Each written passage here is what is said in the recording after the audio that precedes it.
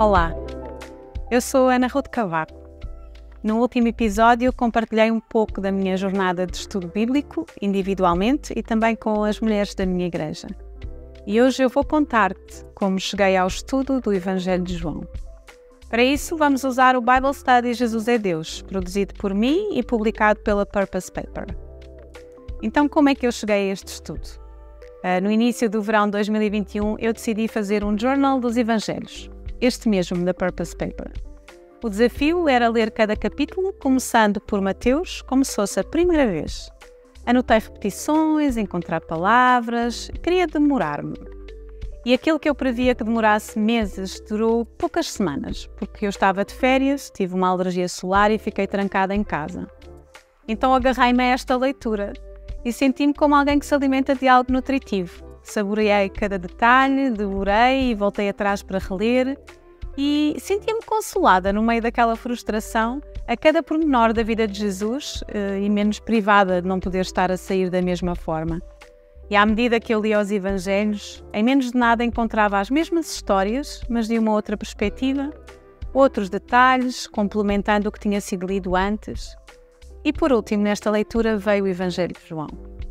O Evangelho de João não começava da mesma forma, mas a narrativa e o estilo de escrita fez-me sentir que eu estava no culminar de uma caminhada que me conduzia a louvar. Aquele homem relatado de formas distintas e bonitas é o meu Salvador, o Filho de Deus que se entregou no meu lugar. A vida dele é mais do que inspiradora, ela é redentora. Então foi assim que eu resolvi pegar neste último Evangelho e debruçar-me nele novamente e fazer um caderno de estudo. Fiquei ansiosa por poder partilhar esta alegria com as mulheres com quem eu costumo estudar. Este estudo está dividido em 6 semanas para 5 capítulos. A cada semana terás mais ou menos 13 perguntas para responder. Se dividires apenas por 5 dias da semana, de segunda a sexta, dá 2 a 3 perguntas por dia.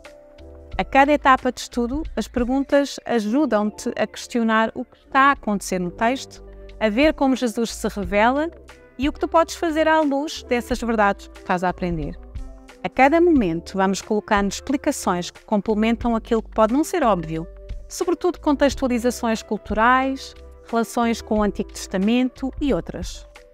E para isso vamos ver juntas e recuar no tempo e aceder a quem escreveu, quando escreveu, o motivo pelo qual escreveu, para que em todos os momentos esta contextualização aprofunde aquilo que estamos a ler e possa ser entendida. Vamos então à pergunta número 1. Quem escreveu o Evangelho de João? Parece óbvio, não é? Foi João. E este João era o filho de Zebedeu, é assim que ele é referido, o discípulo amado, próximo do Senhor Jesus. Foi ele quem escreveu este Evangelho. E à pergunta número 2, quando é que este Evangelho foi escrito e onde é que foi escrito? Quando vamos lendo o Evangelho, nós percebemos que o autor está consciente da existência dos outros Evangelhos, que são chamados de sinóticos.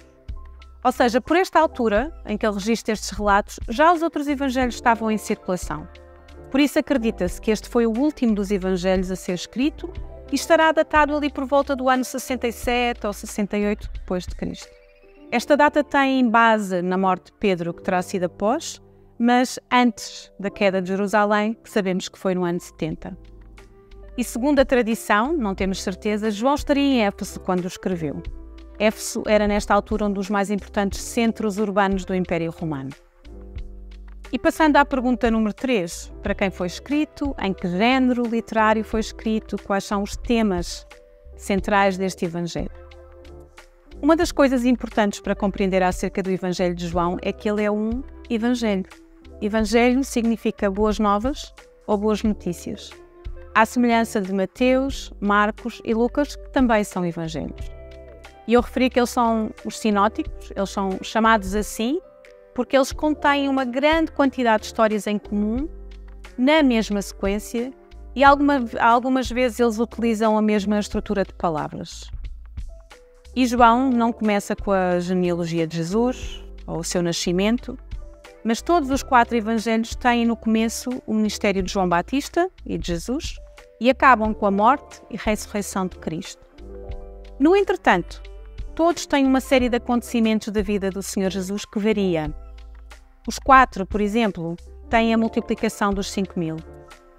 Todos também falam de Maria e de Marta, por exemplo. A história é a mesma, num grande plano, mas os detalhes variam. Em todos eles é acerca das boas notícias que Jesus traz. Enquanto Mateus se concentra em Jesus como o Messias judeu, Marcos concentra-se em Jesus como aquele que inaugura o reino de Deus. Lucas, por outro lado, sublinha Jesus como aquele que acolhe o estrangeiro. E João, ele destaca Jesus como o eterno Filho de Deus. Em todos eles, Jesus cumpre todas as esperanças e promessas do Antigo Testamento, através dos seus sinais e ensinamentos, da sua morte e ressurreição e da missão que confia aos discípulos. Ele inaugura a tão esperada nova aliança. O Evangelho de João foi escrito tanto a judeus como a gentios que viviam naquele mundo greco-romano. João explica frequentemente aos leitores não-judeus os costumes judaicos e a geografia da Palestina. Por esta altura sabemos que havia cristãos não-judeus que eram influenciados por filosofias gregas, que afirmavam que Jesus era humano, mas ele não era verdadeiramente divino. Então a preocupação de João é provar que isto está errado. Então o propósito dele é assim claro, e é o título deste estudo: para que todos creiam que Jesus é o Filho de Deus. Ele é Deus, ele é o Messias prometido há muitos anos. Tendo estas bases em mente, nós vamos começar a ler o Evangelho de João. Agradeço-te por continuares comigo até aqui. Lembra-te que podes voltar a assistir este episódio sempre que precisares. Até ao nosso próximo encontro.